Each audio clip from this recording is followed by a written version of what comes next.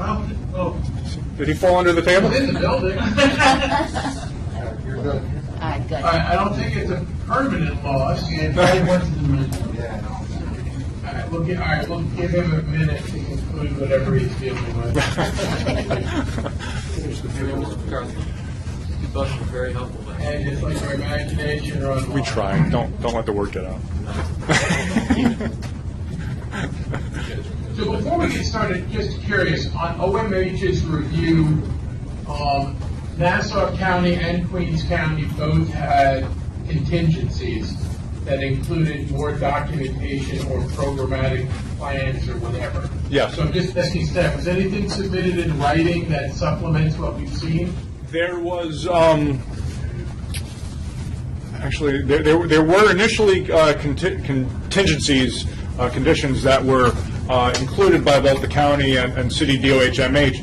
The last response from Northwell addressed a lot of those concerns. Some that were still outstanding are still listed in the document that was submitted to you, the write-up. All right, so the ones that are here, all right, I guess we'll do it verbally. Yep.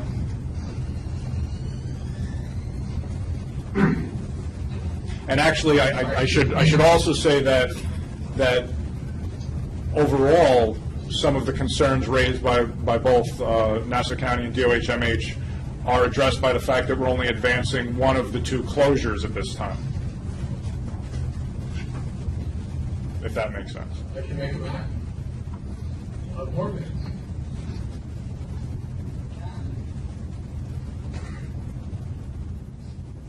Well, they're all, at least the guys from New York are asking rather general questions.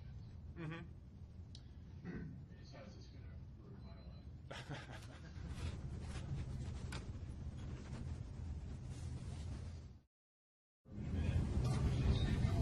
Yeah, we could at least start the conversation. So we have guests in the room here. Why don't we all go around and introduce ourselves? Ralph was here, but he stepped down. We'll just go around the table and then we'll do the same for all of you.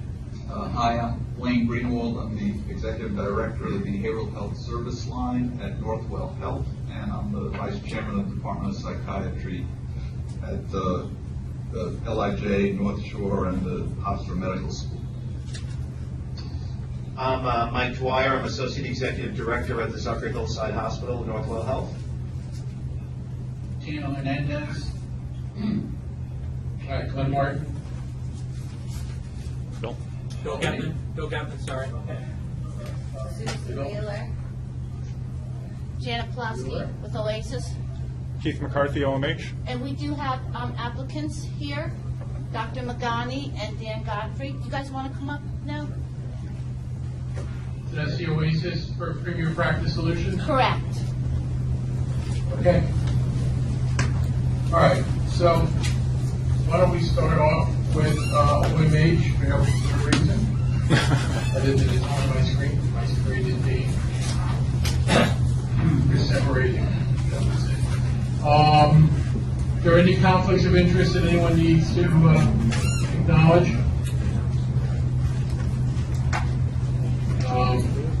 I trained at Hillside, but I haven't worked for LIJ in 20 years. I resolved my conflicts. I believe the statute of limitations has expired. Yeah, but I got a long memory.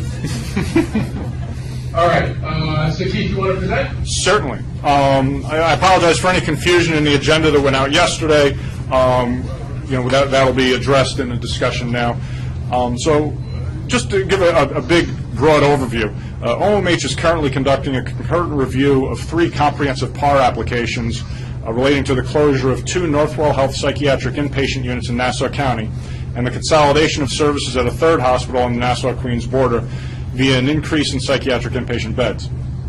One application, MHE 2738, requests permission to close North Shore University Hospital's Manhasset 26-bed adult inpatient unit. The hospital's 2015 average daily census was 24 beds, 92.3% utilization, up from 21 in 2014. For 2016 to date, their average daily census has been 24 beds.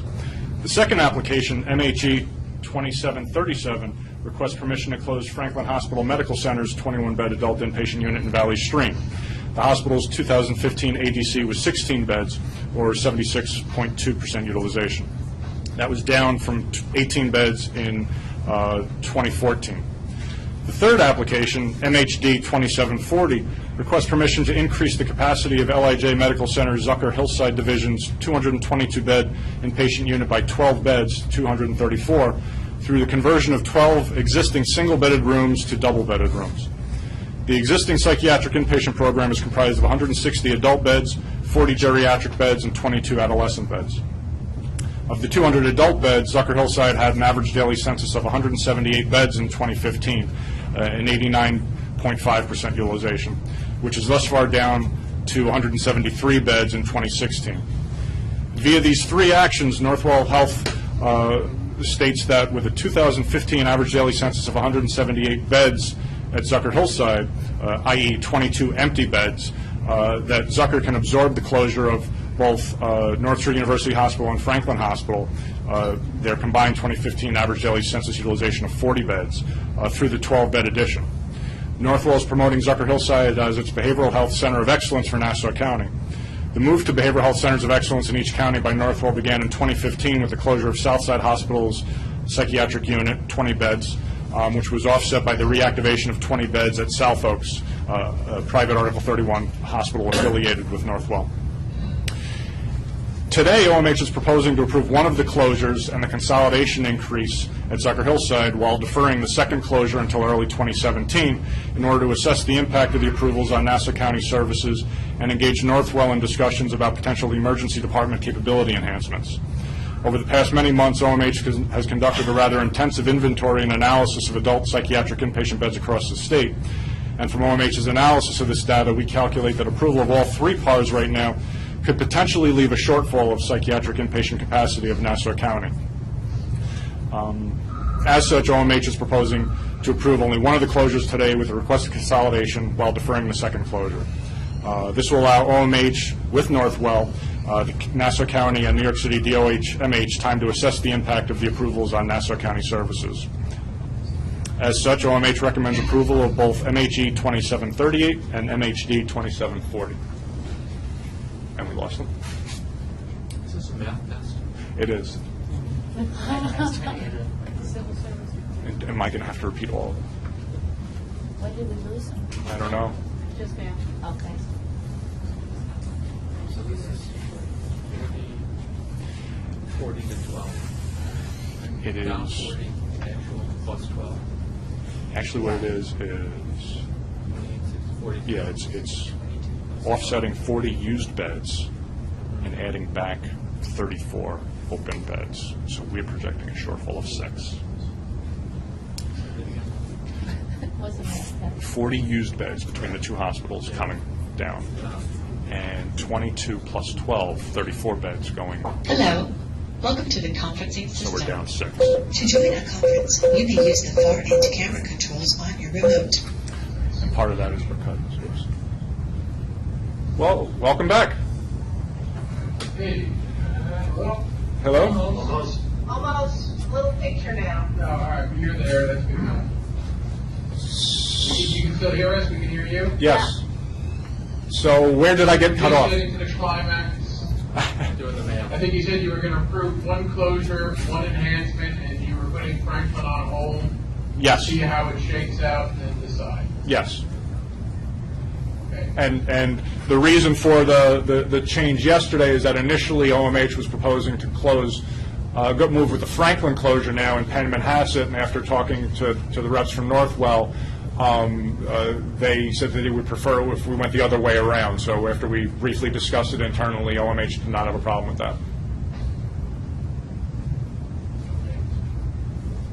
And Keith, you mentioned ER stuff and the like. Is there there's nothing in this plan that talks about how ER services would be redistributed or whether there'd be an expansion or any changes in mobile outreach or anything else at this time, is that correct? No. The folks from Zucker Hillside have been in discussions with our New York City field office over the past many weeks.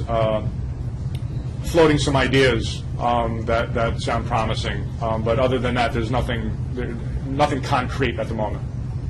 Okay. So we can chat about it. There's nothing formally been requested yet.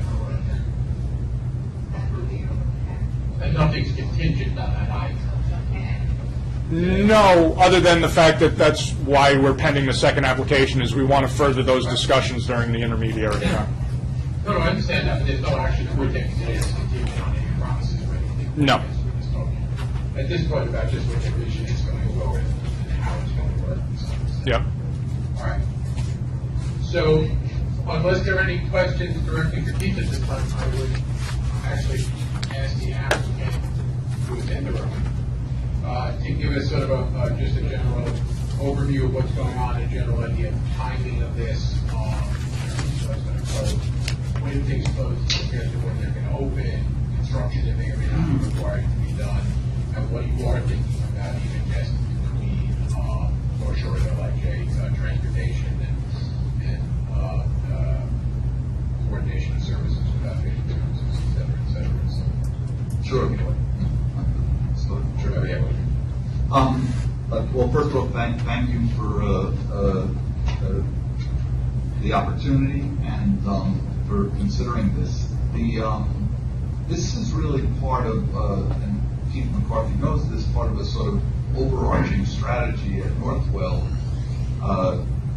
that began with the rebuilding of Hillside with a new $135 million building and the acquisition of South Oaks.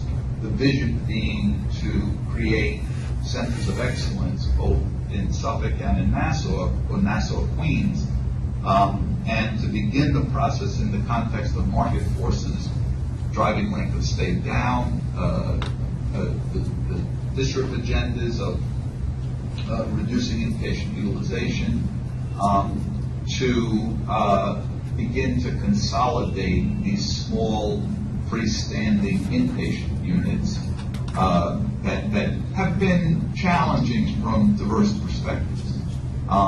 So, as Keith alluded to, we successfully closed the unit at Southside. We also closed the unit at Glen Cove. And this is an extension of those discussions and dialogues.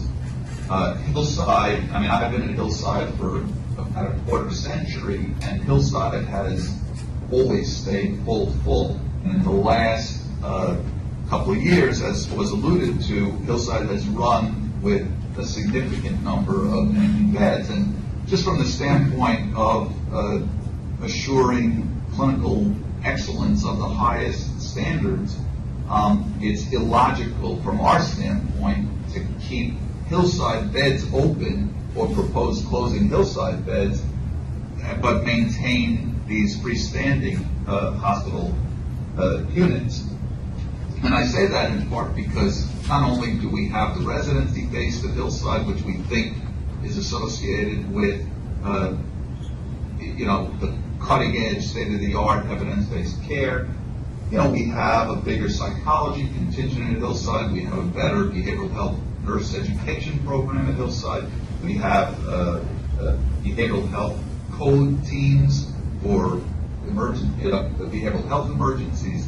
And we want to leverage that expertise for our constituencies as best as possible. So that's a sort of long-winded introduction to the master sort of vision of consolidating in centers of excellence.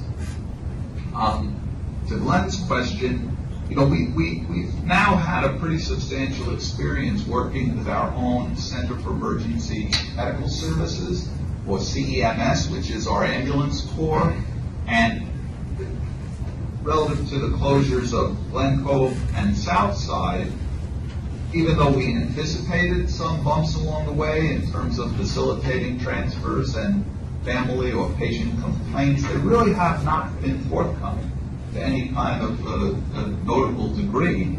And that's because we have prioritized transfers of patients in a partnership with CEMS and tried to work closely with patients' families, community referrers who are referring their patient in terms of ongoing communication. So I don't think that's really an issue. North Shore is about, 2 miles away, 6 minutes. Franklin is about 6 to 7 miles, depending upon the route that you take. We have a pretty good experience of transferring patients. We respect very much the prudence of OMH to consider a phasic implementation.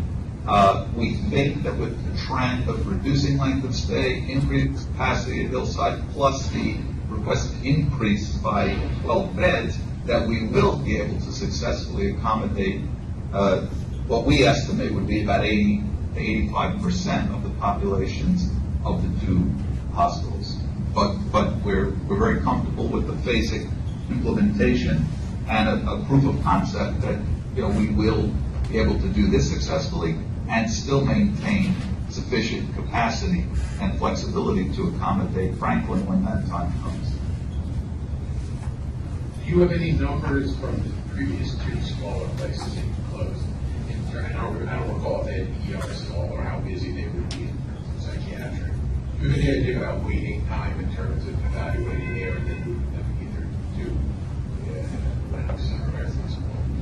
Well, coincident with this, with this whole movement was the establishment about several years ago already of an emergency telepsychiatry apparatus, which operates out of a hub at LIJ, and for children, a hub at the Cohen Children's Medical Center.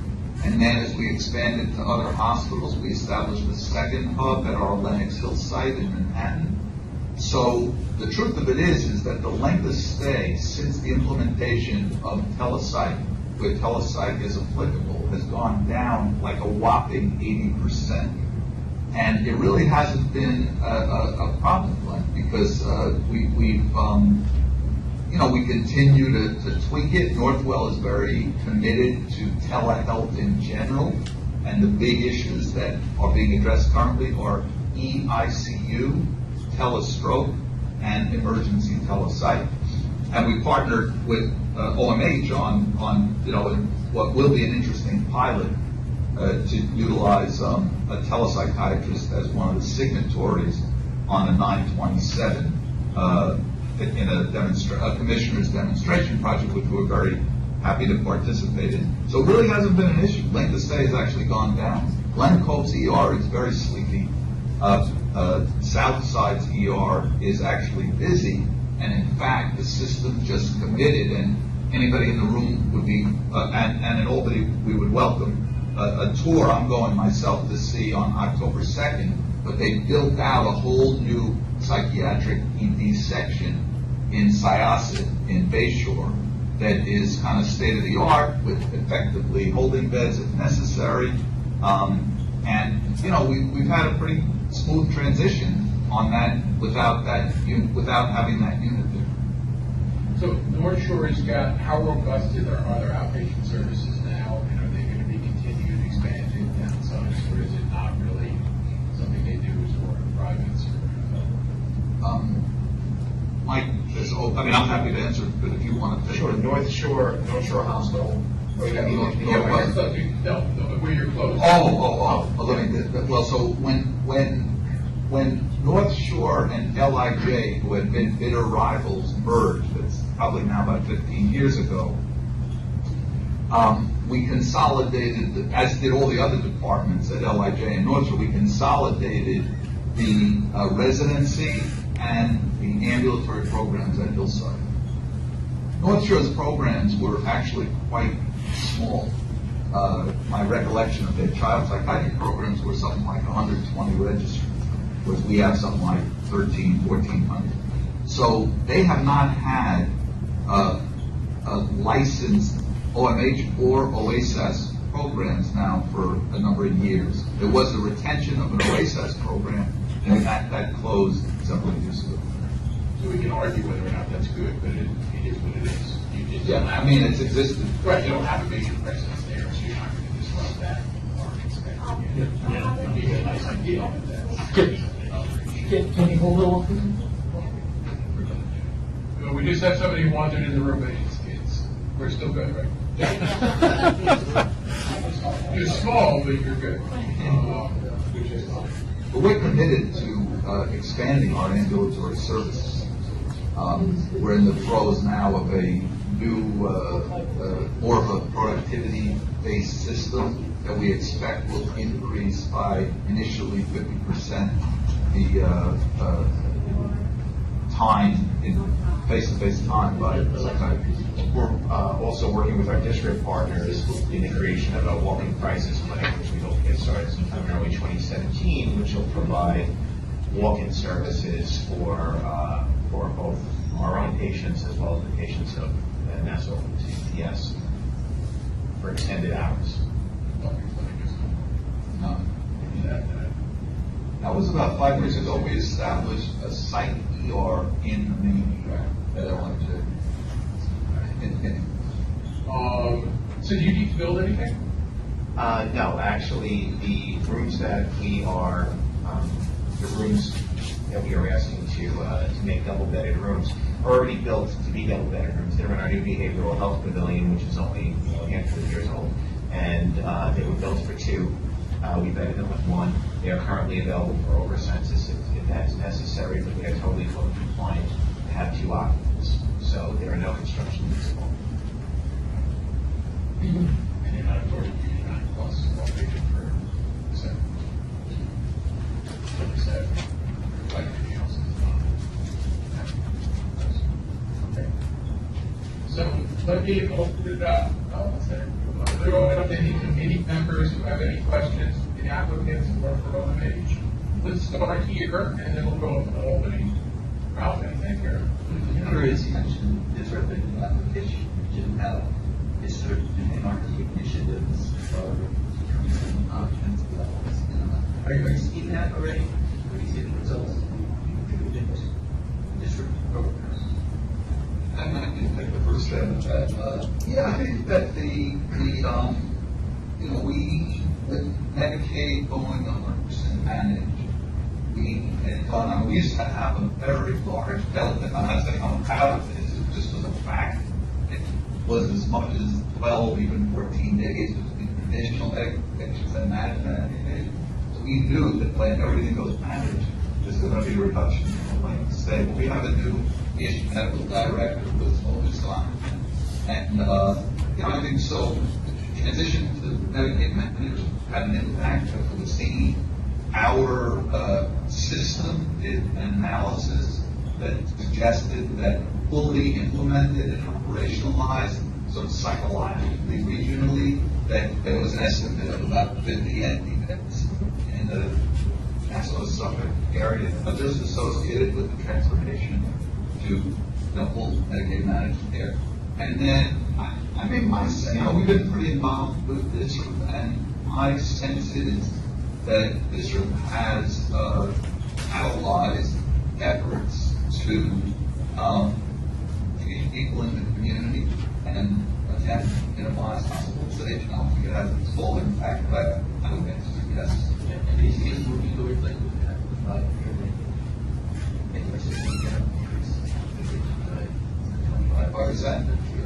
I think that's our agenda, to align with and goal. I think that one needs to, like Mike White just talked about the crisis program. I think we do need other newer clinical constructs to be able to take care of patients at risk in the community and not inpatient. But I think so. Also, what we've seen, all those forces coming together, whether it be MRT, district, is, for instance, a greater utilization of other communication resources. Northwell operates a health home, and we've wrapped care management around our highest risk patients. Our readmission rate is actually quite low now. It's in the single digits. It has been for over a year. So, that's terrific. And certainly with managed Medicaid, last year hitting New York City, that helped to drive down length of stay there in the entire region, and then with that also going resident state in July, it's absolutely had an impact. And working with our PPS partners in terms of placing these patients in the community, making sure we have the right services wrapped around them, and we have the right partnerships so we can maintain them in the community has, I think, question on the budget. So the budget that we see here is just the increase. Yes. So if I'm reading this right, so the increase in 12 units generates $3.1 million and only costs $500,000 in additional staff. Right, there isn't that much additional staffing because these beds are already in existing units, and they would currently be considered over census beds. So with minimal amount of staffing, we can staff those beds up for ongoing use. So I can bring it back to my board. So within 50% salary today. Thank you. I mean, I've been told to calculate, and I thought it was 45. You guys have salaries at 285 and ranges. Yeah, it's split out over different, for different classifications of employees, and it's split out differently. And our finance director sort of averages that out.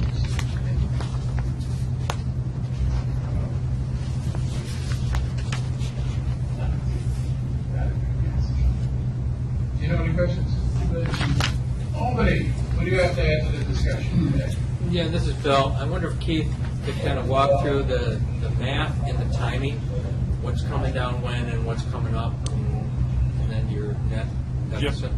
So, using the 2015 average daily census numbers between, ultimately when both the Manhasset and Franklin hospital closures happen, that would be 40 what I'll call used beds coming down. And when you have again using 2015 average daily census numbers, 22 empty beds plus the 12 new beds, you have 34 being added. So by our numbers, we see a 6-bed shortfall, which is why we're pending the second closure. The timing on the 40 coming down is? Well, I believe the plan is for the Manhasset, and gentlemen, correct me if I'm wrong, I think you were looking at December 1, fully closure? Yeah, and Yeah. if you think with all the changes that's then, and the process of DOH, that December 1 is realistic. And the timeline for the 12 additional at Zucker? They can be implemented immediately. Yeah. So it gives us a cushion so that we can, Transition. yeah, exactly, and fully assess, how the transition's happening before we take up the Franklin proposal early next year. Okay, thank you. Yeah, I should explain that, this wasn't any the submission of the 3 applications by Northwell wasn't any fuzzy math or anything. That there were certain assumptions made in their analysis that didn't factor in information that OMH was aware of with respect to a couple of hospitals on the island. So because of that, it sort of changed the analysis. That's why our numbers are presenting differently than what Northwell had included in their applications.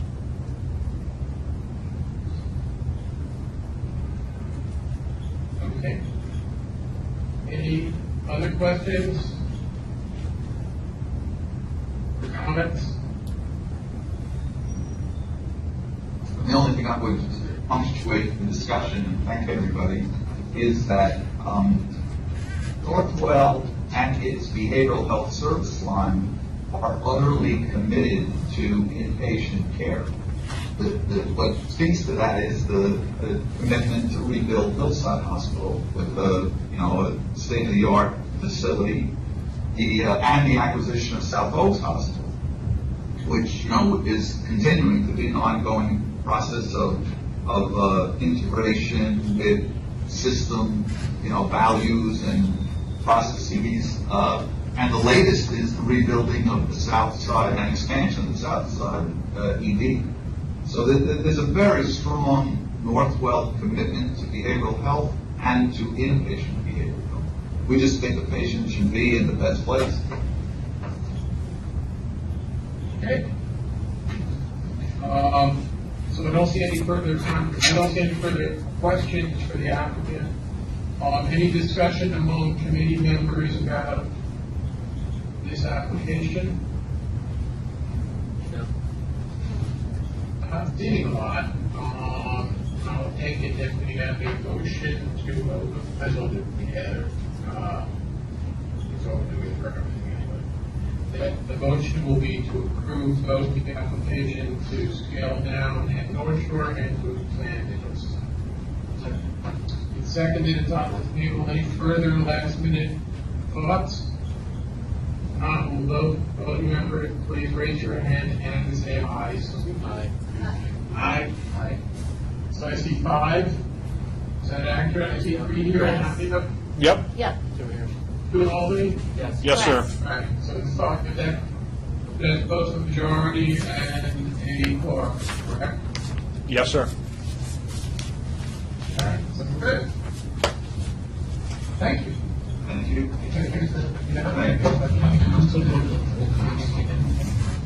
Okay.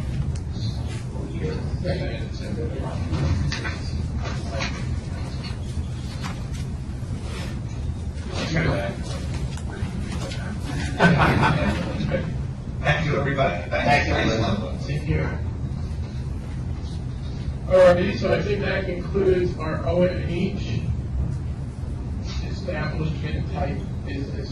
And we can now move to Oasis. Okay. I suspect everything to that stuff in Albany, so we're presenting. Janet's going to present. I'm sorry, you broke up. Was it Janet? Janet, yeah. All right. You guys are breaking up left It's and right. really sketchy, and it's kind of sketchy communication, so we'll let you know if it's too bad. Okay. They need to call it sketchy. Yes.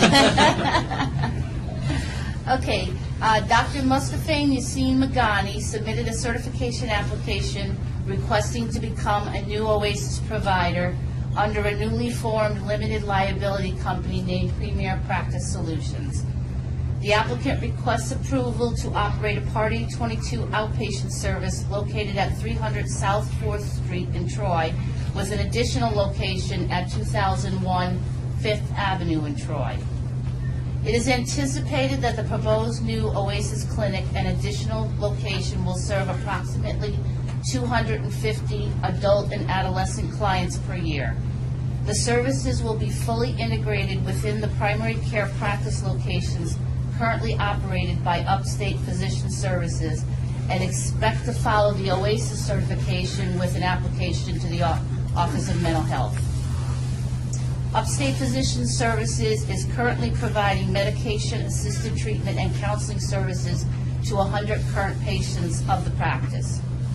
The most recent OASIS need methodology from March 2013 showed that at that time, Rensselaer County was meeting 55.9% of the need for adult outpatient visits, leaving an unmet need of 27,904 visits, and 46.2% of the need of adolescent outpatient visits, leaving an unmet need,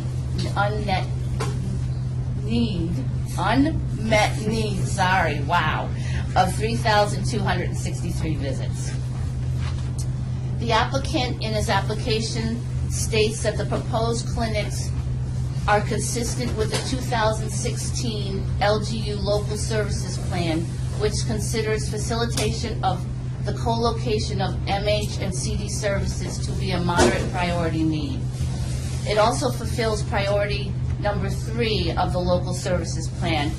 Based on a dramatic increase in opioid addiction in Rensselaer County, the county will establish an accessible continuum of care for addiction, including levels of treatment and prevention. Working in collaboration with the county's Chemical Dependence MICA Subcommittee, RCDMH will develop a best practice plan and increase treatment options and access for persons who are opiate addicted by 12/16. The LGU will encourage at least one substance abuse provider to consider co-locating in a medical practice that prescribes buprenorphine, or enter into a contract with an MD who prescribes buprenorphine to practice in their existing outpatient clinic, thus establishing one such program by 12/2016.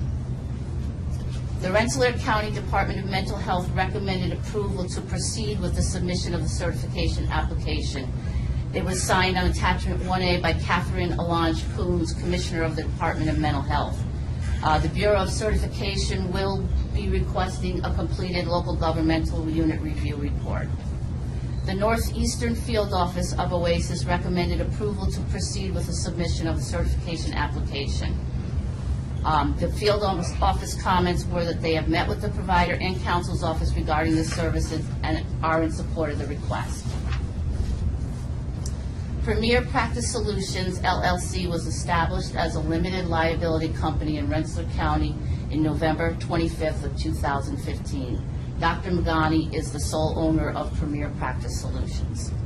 Dr. Magani has been providing integrated medical services, including chemical dependency treatment, as the proprietor of Upstate Physician Services since 2014. He initiated use of Suboxone treatment in September of 2015 and is firmly committed to the utilization of additional clinical services in order to maximize successful outcomes in treatment. Dr. Magani is authorized to treat opioid dependency with buprenorphine in the state of New York as verified by the SAMHSA buprenorphine treatment physician locator. Policies and procedures have been reviewed and are in the process of having modifications. Proposed staff is in compliance with regulations for a Part 822 outpatient service with an anticipated census of 250 clients and includes a full-time director of services, a part-time medical director, a part-time psychiatrist, a part-time physician's assistant, a part-time quality improvement coordinator, a full-time health coordinator RN, a part-time medical assistant, a full-time CASAC, 4 full-time and 1 part-time CASAC-Ts, a full-time intake outreach worker, and 2 full-time and 1 part-time support staff. The staff will be shared among the 2 locations. The proposed budget for both locations includes $1,297,102 in annual revenue from client-patient fees, Medicaid managed care, Medicaid fee-for-service, Medicare and private health insurance. Figures are based on 250 clients with 80% revenues and expenses attributed to the main location, where 200 clients are expected to be seen, and 20% attributed to the additional location for 50 clients. 10% will require intensive outpatient, 10% will require individual counseling only, and 80% will require individual and group counseling. Expenses total $1,252,804 and includes salaries and fringe benefits, as well as consultants, professional services, equipment, property, and other non-personal service expenses, and allocated provider administration. The results in a projected surplus of $44,298 per year. The pre-operational budget showed a deficit of $272,171, which the applicant states was balanced by other operational revenues within Upstate Physician Services. As far as the facility goes, a state environmental quality review was completed and found that the proposed action would require further environmental review, as it is a predetermined secret type 2 non-significant action, would not require further review. Excuse me. A review of the floor plan determines that the proposed space appears to comply with Part 814 facility regulations for the service provided. A physical plant inspection will be conducted in the near future and is required for final approval. OASIS's recommendation is to approve the request from Premier Practice Solutions to become a new OASIS provider of Part 822 outpatient services with the following contingencies: receipt of the local governmental review report and the field office review report, verification of hiring of any staff to meet regulatory requirements, receipt of a copy of the filing receipt from the Department of State for the addition of the OASIS language regarding the corporate purposes. OASIS language needs to be added to both leases, a fiscal viability review, final inspection and approval of the facility, and final approval of the policies and procedures.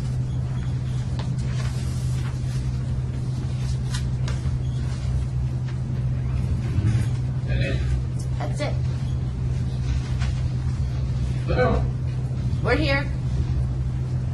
Okay, we said that concluded your presentation? It did. Okay, so you said that the applicant was in the room, I believe? Yes. You make a large gesture, so I guess. Yeah, wave. There he is. All right. I'm sorry, can you reintroduce yourself? Or I could get the other sir. Can you guys hear us properly? It looks like connection keeps breaking down. So I'm Dr. Megani. I'm a board-certified internal medicine doctor and a cardiologist. I've been practicing in Albany since my chief year of internal medicine, so this is my 4th year in Albany. I started Upstate Physicians as a continuum of what I developed in the inpatient with St. Peter's Hospital, that was to meet the unmet needs of the community and to help the patients in the area. We had started a primary care office in the vicinity of Rensselaer County and Troy on recommendations from St. Peter's Hospital that said that that's the county that was in most distress and most number of providers that were retiring and lacked services. Soon after starting in Rensselaer County, I determined that Troy was what I call in medicine as a war zone. The area had a substantial number of untreated mental illness and addiction clients.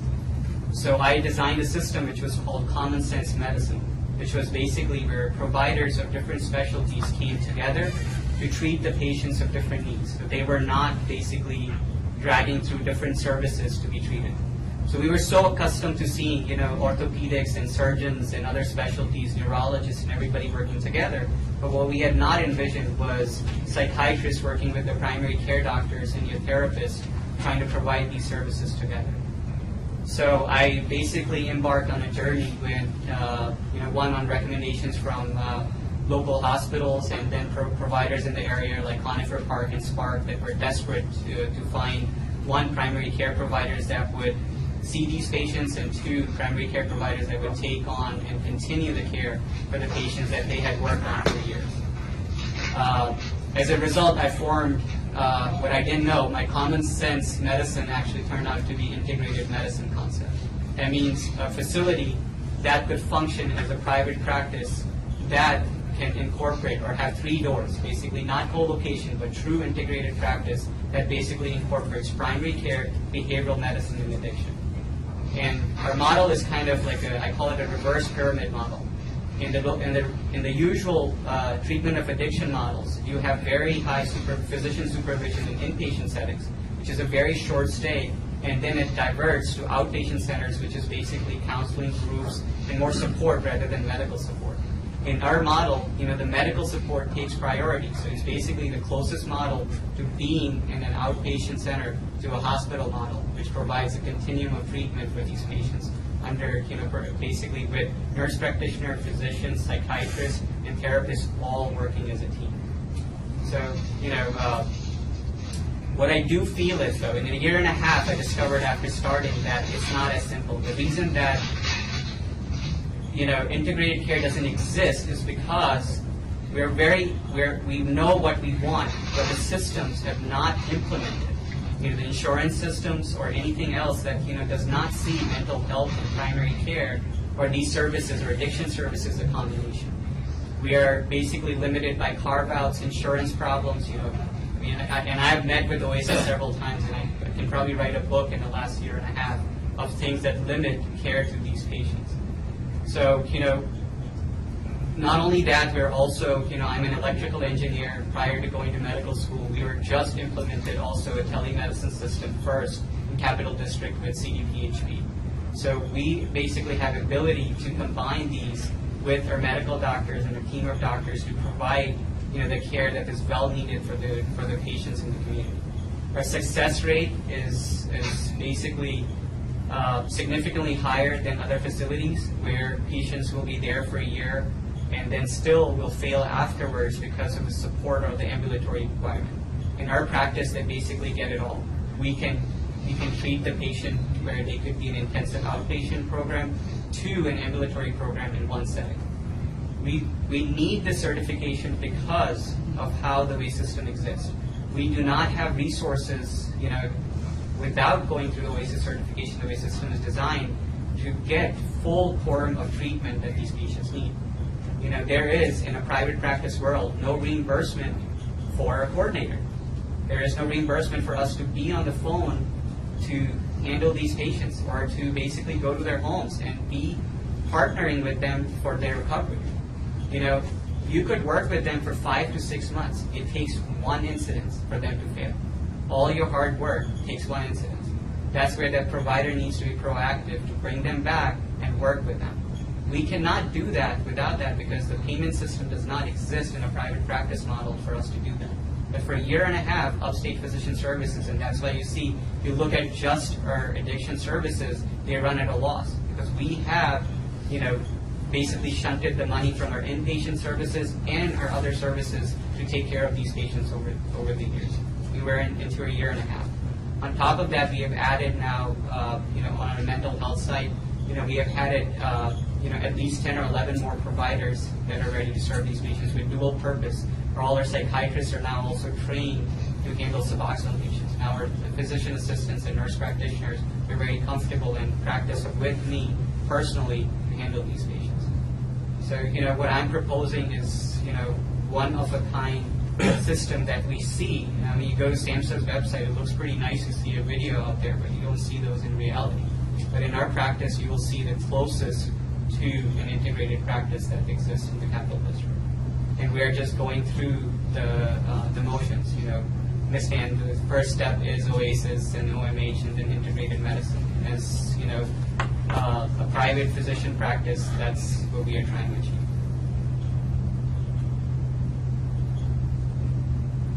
Okay, thank you very much. Anything else that you want to add, or should we open it up to the committee? Well, I'm Dan Godfrey. I'm the representative of state physicians on the application. I'm a clinical social worker and an administrator, and I've had experience with both operation of mental health outpatient services and OASIS outpatient services.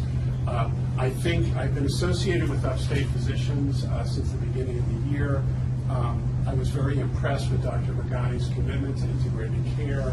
I think it's absolutely critical at this stage of the game that we get involved with innovative projects that are out there in the community that are integrating care so that we can have optimal outcomes with the clients that we're working with. And that's why I'm quite excited to be involved in this project. Thank you. Okay. So a couple of questions. One, so you mentioned Suboxone, and you've trained some of the other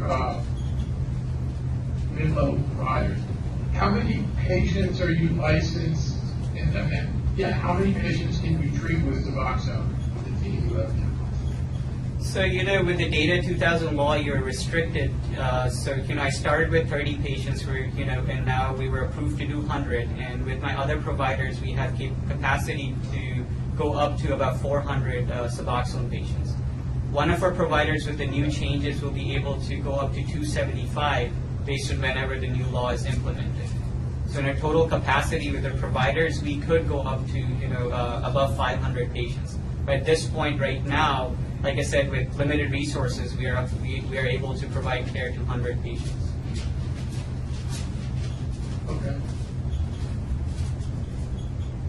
So I noticed in your projections that what you're talking about, you've got a decent, very decent Medicaid, Medicare, and the like. What do you do with patients who just do not have any insurance and self-pay is more of an aspirational goal reality? I wish I could show you my spreadsheet to see that, you know, majority of these patients that are on managed Medicaid or straight Medicaid, how many times they lose their insurance. So we are dealing with them, you know, as is.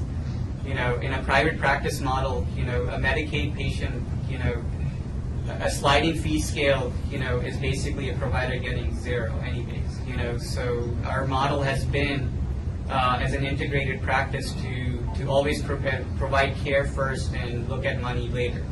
So by expanding these other services, you know, that we do, like with primary care or inpatient wing, we have had a system to provide care to these patients.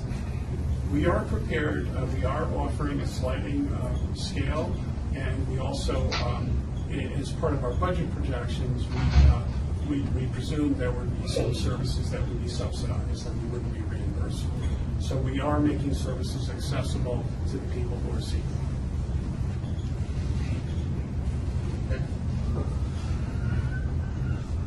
Any questions from committee members down here in New York? Any questions from committee members up at all? What's your mix between kids and adults? What's your sense? So, currently we are just serving adult population. So when we met with Oasis, we realized that the need for adolescents has actually not been approached or met, and it's a difficult mix of patients. So we started putting together a team, with their child. We just, brought in, there's only very few child psychiatrists. So we, brought in a child psychiatrist who's also, before he came in, we started, to initiate addiction training. And we have acquired, social workers and psychologists that basically work with this arena, before. So adolescents would be, once we venture into that, would be new for us. But in our primary care setting, we do treat, adolescents and children already. So it would just be an addition. We are just not specifically, treating adolescents right now with addiction. So the guess is somewhere between 10 and 20% to start. It would grow. Develop. This is not any program. So your connection with the health home in Rensselaer County? Oh, the health home, you can call them, exclusively sends all the patients to us right now because we are the only practice that can actively accommodate patients from health home. So we have a one phone call relationship right now. Actually, they call me straight on cell phone if they can't get through my office. Are you installing an EMR and you hooked up with whatever health information exchange deals with your part of the world? EMR, Health Information Exchange. Electronic medical records. So we have a cloud basis. Maybe if I got your question right, so we already have a cloud-based electronic medical system that basically allows us to be connected with our patients and our doctors at all sites. Is that what the question was? Well, yeah, the first one is whether or not you're using electronic medical records. Yes, we have been 100% electronic medical records from the day we opened up the practice. Okay, and I'm also asking whether or not you currently participate in or will be with whatever regional health exchange there is up in the Capital District. Yeah, so we have applied right now to the system that's here. It's called HIXME. So we applied to partner with them, and our EMR is actually really compatible with that. So we just upgraded to CureMD system, which is similar to Athena Health that actually can integrate with majority of the systems that exist.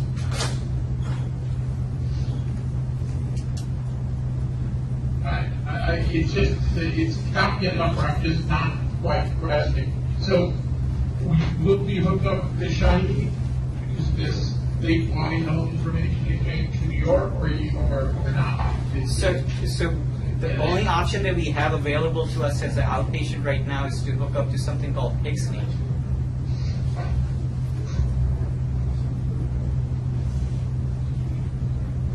I'm going to try one more time, and then I'll give up. You're connected to Yeah, because Hixney, yes. Right, which is the Rio up here.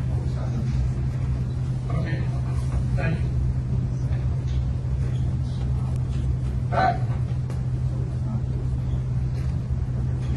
We have good adolescents, we asked about your EMR, we asked about uninsured, or we asked about some offsite medical capacity. You gave us a nice overview of how you're defining and operationalizing the whole week we're able to integrate care, both for mental health at some point later. There's always approval as well as Oasis right now, and now this will allow you to deliver resources and actually get paid for some of the services you're going to be providing. You have a fair amount of experience in this model, visually and now more efficiently, and then pretty much summed it up. Is there anything about summary in this location? Nope, that's it. All right, I'll take that as it was okay. All right, and too bad it's hard because I hear people talking, but I don't know if it's themselves or whether they want to be recognized. It's our IT folks trying to improve the connection. Oh, okay. All right, so I will do self-control and not comment on that. But the doctor's an electrical engineer, maybe he can fix it. Too many steps. Guys, please, you're exceeding this tempting me way too much.